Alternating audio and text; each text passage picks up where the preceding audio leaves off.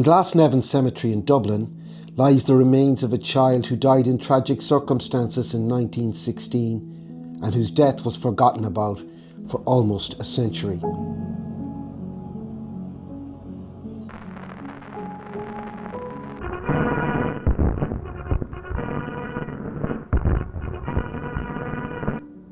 Seán Lemass is among the most scrutinised of Irish lives.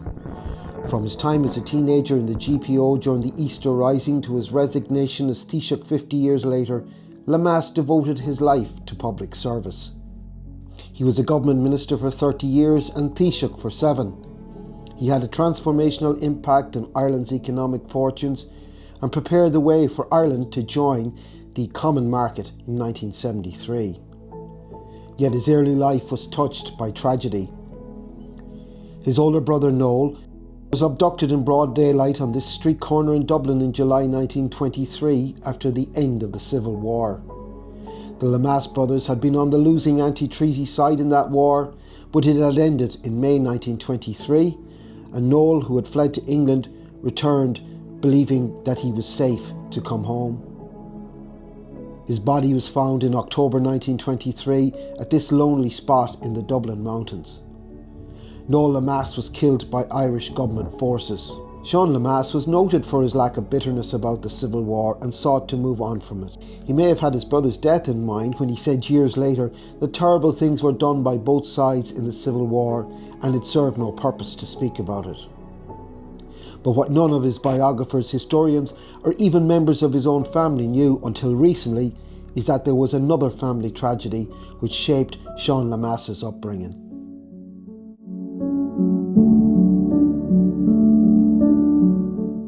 Seán Lemass grew up at number 2 Capel Street behind me here in Dublin city centre. The family home was above his father's hatter's shop.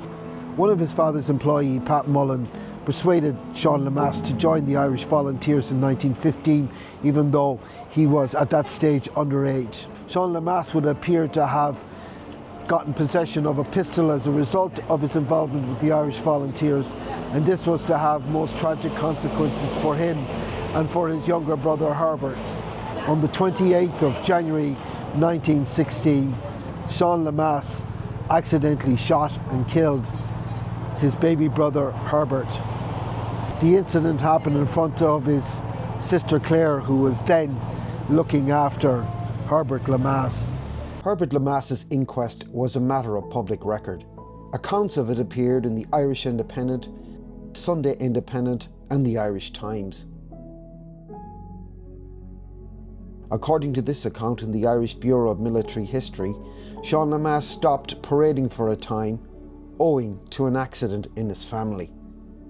Yet to all intents and purposes, this incident would appear to have been wiped from the public memory until it was rediscovered by Trinity College Dublin Professor of History Ewan O'Halpine in 2013. I came across the story about Herbert Lemass. I was looking through records of coroner's inquests in Dublin for 1916 as part of the Dead of the Irish Revolution project, which covered the period from April 1916 to December 21.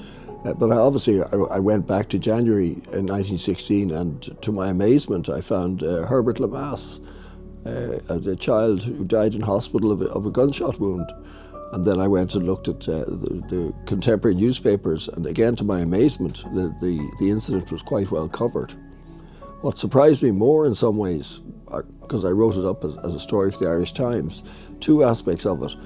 One was simply that the immediate family, or certainly Sean Haughey, whom I contacted and sent an oblique message to, I didn't realise he didn't know what I was talking about, which was unfortunate because it meant that his mother Maureen, the first she knew of her dead uncle, was when the Irish Times published my story, whereas I had assumed it was a story within the family already. The second thing that struck me about it was, in combination with Lemass's contributions, not to the Bureau of Military History, where he didn't give a statement, but in the pensions records, was the remarkably compassionate and extensive reference which he wrote for Charlie Dalton, who was a Free State officer associated with the murders of 3 young teenagers. during the Civil War, and yet Lemass wrote a very compassionate account of how on the evening of Bloody Sunday he and another man had to risk going out in the streets with Dalton because Dalton, who was only 17, was so shaken by what he had witnessed earlier that morning, the shooting of British officers and so on.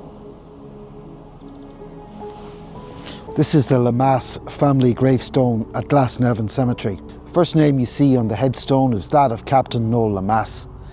The second is that of Sean and Noel's brother, Patrick Lemass, who died of natural causes in 1926. Then there are Noel and Sean's parents, John Timothy, known as JT, and Frances Lemass, Sean Lemass's mother. And then there's a daughter, Mai, who lived until 1980. And finally, the first person to be interned in this cemetery is the last person to be remembered on this headstone. That is Herbert Lemass, who died on the 28th of January 1916. The name of Herbert Lemass was only put here in 2016, 100 years after he was killed. What psychological and emotional impact did this terrible family tragedy have on Sean Lemass in later life? How did he cope with the realisation that he had killed his own brother, albeit accidentally? Well, we don't know the answer to that question because he never spoke about it. And whatever feelings he had about it, he took it to the grave with him when he died in 1971.